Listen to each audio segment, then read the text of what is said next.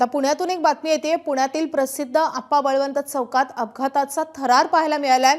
PMPL बस थेट एका दुकानात शिरली आहे आणि त्यामुळे दुकानदाराचं लाखोचं नुकसान झालंय। सुदैवाने जीवितहानी टळली आहे। दरम्यान बस चालकाच्या म्हणण्यानुसार हा अपघात ब्रेक फेल झाल्यामुळे घडलाय। मात्र याबाबत अद्याप अधिकृतपणे कोणतीही स्पष्टता समोर आलेली नाही।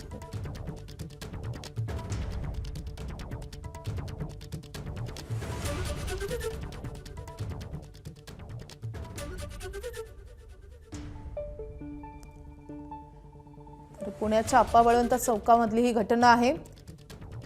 ही पीएमपीएलची बस थेट एका दुकानामध्ये शिरलेली आहे। जीवितहानी टळलेली आहे, मात्र दुकानदाराचं लाखोंचं नुकसान झाल्याचं सांगितलं जात आहे। ही बस भरधाव वेगात आली आणि त्यानंतर ती थेट एका दुकानात शिरलेली आहे। दुकानाचं मोठं नुकसान झालंय, जीवितहानी टळलेली आहे।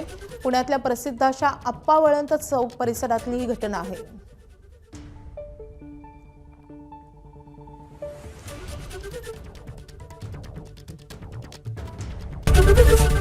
एबीपी माझा, उघडा डोळे बघा नीट।